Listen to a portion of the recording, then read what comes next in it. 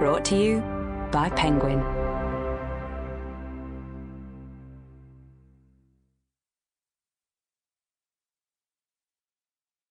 Descartes, Discourse on Method and the Meditations. Translated with an introduction by F. E. Sutcliffe. Read by Rory Alexander.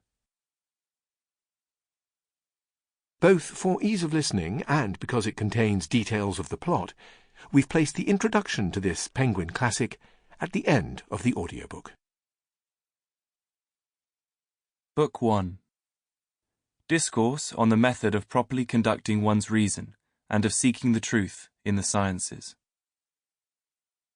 If this discourse appears too long to be read at one sitting, it may be split into 6 parts. In the first will be found various propositions concerning the sciences. In the second, the principal rules of the method which the author has sought out. In the third, some rules of moral conduct which he has derived from this method. In the fourth, the reasons by which he proves the existence of God and of the human soul, which are the basis of his metaphysics.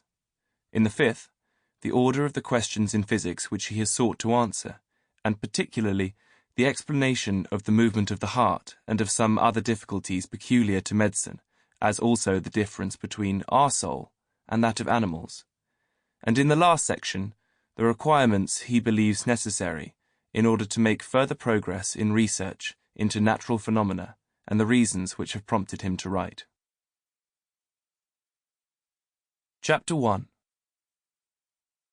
Good sense is the most evenly shared thing in the world, for each of us thinks he is so well endowed with it that even those who are the hardest to please in all other respects are not in the habit of wanting more than they have.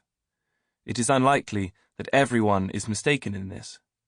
It indicates rather that the capacity to judge correctly and to distinguish the true from the false, which is properly what one calls common sense or reason, is naturally equal in all men, and consequently that the diversity of our opinions does not spring from some of us being more able to reason than others, but only from our conducting our thoughts along different lines and not examining the same things. For it is not enough to have a good mind. Rather, the main thing is to apply it well. The greatest souls are capable of the greatest vices, as well as of the greatest virtues, and those who go forward only very slowly can progress much further if they always keep to the right path, than those who run and wander off it. For myself, I have never supposed that my mind was in any way out of the ordinary. Indeed, I have often wished I could think as quickly and easily, have the same capacity for forming sharp and clear images, or a memory as rich and as ready to command as some.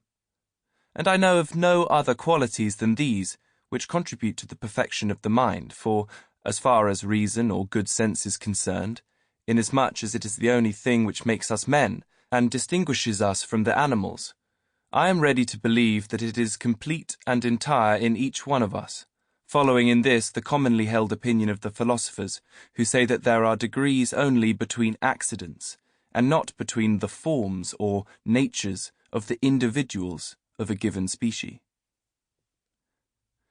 But I will not hesitate to say that I consider myself very fortunate to have found myself, from my early youth, on certain paths which led me to considerations and maxims, out of which I have constructed a method which, I think, enables me gradually to increase my knowledge and to raise it, little by little, to the highest point which the mediocrity of my mind and the short span of my life will allow it to reach.